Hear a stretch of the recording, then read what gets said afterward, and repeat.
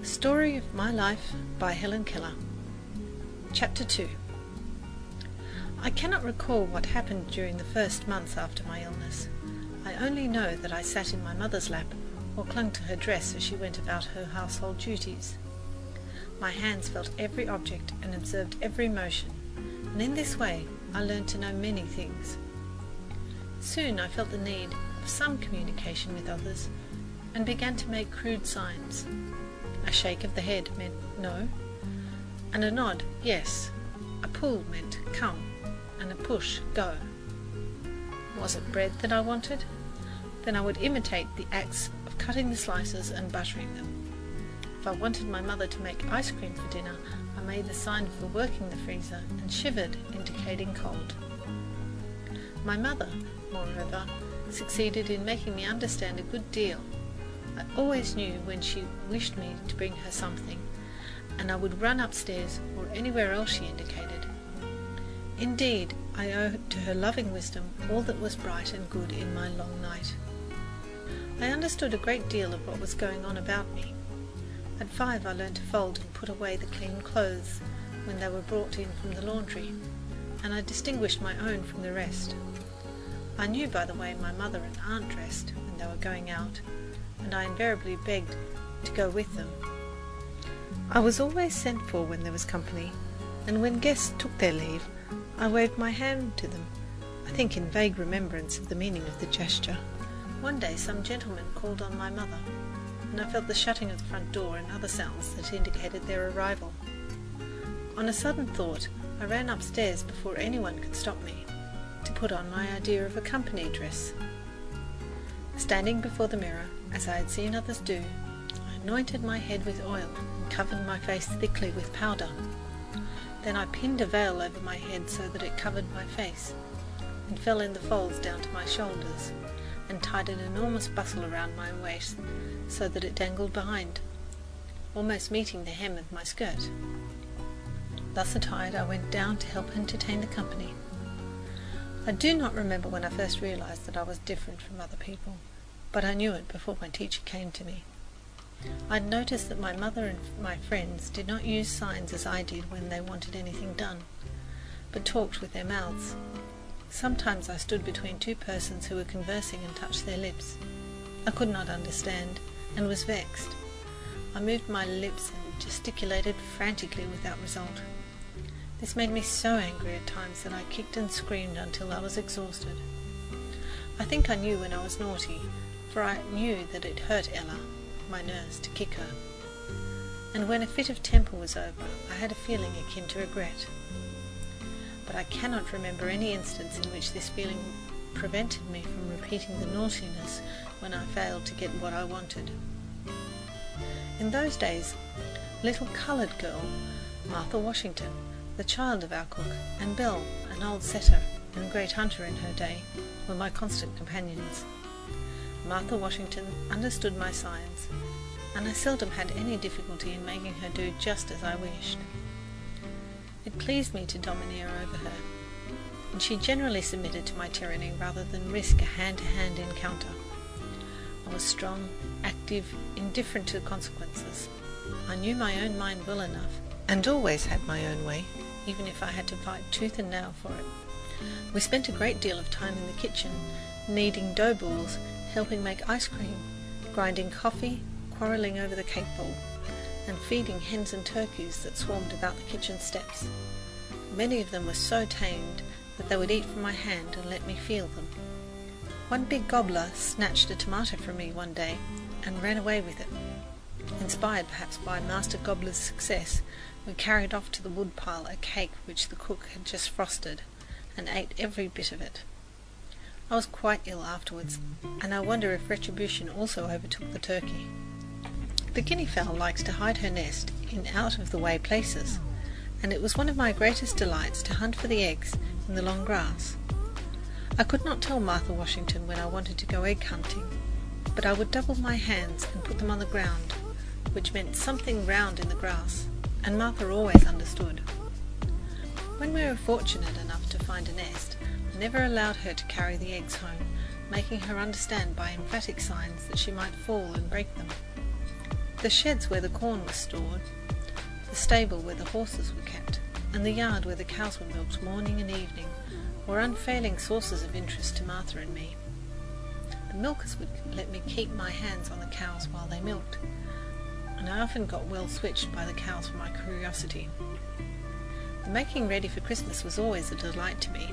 Of course I did not know what it was all about, but I enjoyed the pleasant odours that filled the house and the tidbits that were given to Martha Washington and me to keep us quiet. We were sadly in the way, but that did not interfere with our pleasure in the least. They allowed us to grind the spices, pick over the raisins, and lick the stirring spoons. I hung my stockings because the others did. I cannot remember, however, that the ceremony interested me especially, nor did my curiosity cause me to wake before daylight to look for my gifts. Martha Washington had as great a love of mischief as I.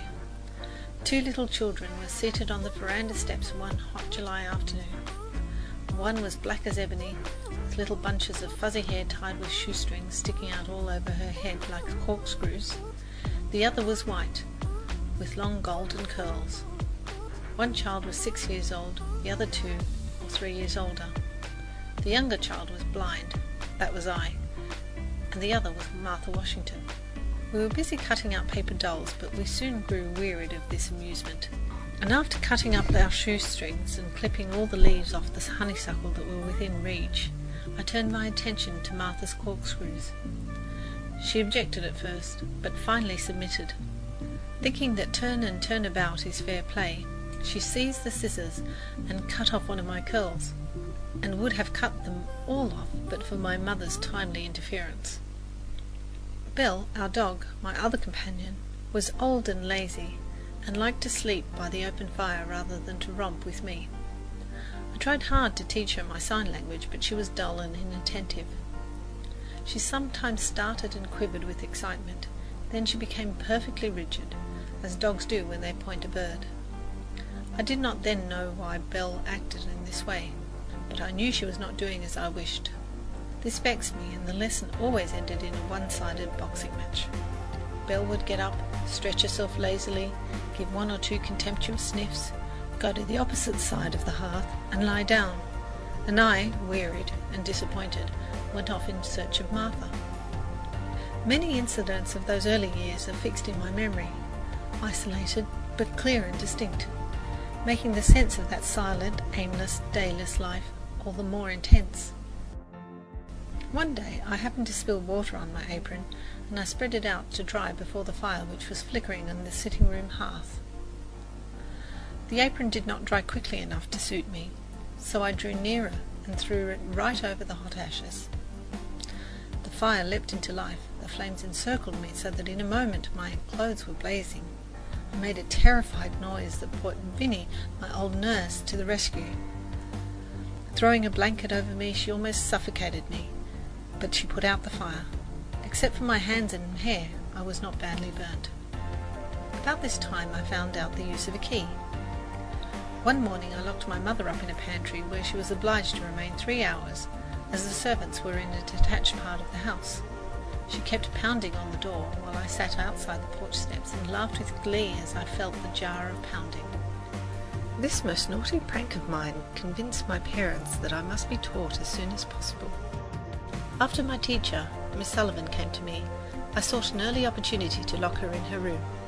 I went upstairs with something which my mother made me understand I was to give to Miss Sullivan, but no sooner had I given it to her than I slammed the door, locked it, and hid the key under the wardrobe in the hall. I could not be induced to tell her where the key was. My father was obliged to get a ladder and take Miss Sullivan out through the window, much to my delight. Months after, I produced the key. When I was about 5 years old, we moved from the little vine-covered house to a large new one. The family consisted of my father and mother, 2 older half-brothers, and afterward a little sister, Mildred. My earliest distinct recollection of my father is making my way through great drifts of newspaper to his side and finding him alone, holding a sheet of paper before his face. I was greatly puzzled to know what he was doing.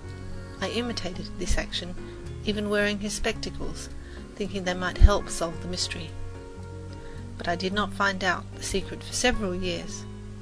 Then I learned what those papers were, and that my father edited one of them.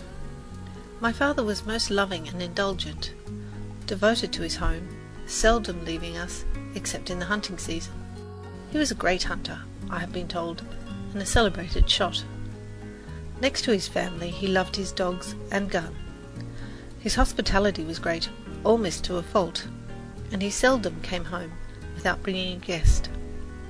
His special pride was the big garden where, it was said, he raised the finest watermelons and strawberries in the country, and to me he brought the first ripe grapes and choicest berries. I remember his caressing touch as he led me from tree to tree, from vine to vine, and his eager delight in whatever pleased me. He was a famous storyteller. After I had acquired language, he used to spell clumsily into my hand his cleverest anecdotes, and nothing pleased him more than to have me repeat them at an opportune moment. I was in the north, enjoying the last beautiful days of summer in 1896, when I heard the news of my father's death. He had had a short illness. There had been a brief time of acute suffering, then all was over. This was my first great sorrow, my first personal experience with death. How shall I write of my mother? She is so near to me that it almost seems indelicate to speak of her. For a long time I regarded my little sister as an intruder. I knew that I had ceased to be my mother's only darling, and the thought filled me with jealousy. She sat in my mother's lap constantly, where I used to sit, and seemed to take up all her care and time. One day something happened which seemed to me to be adding insult to injury. At that time I had a much petted, much abused doll, which I afterward named Nancy.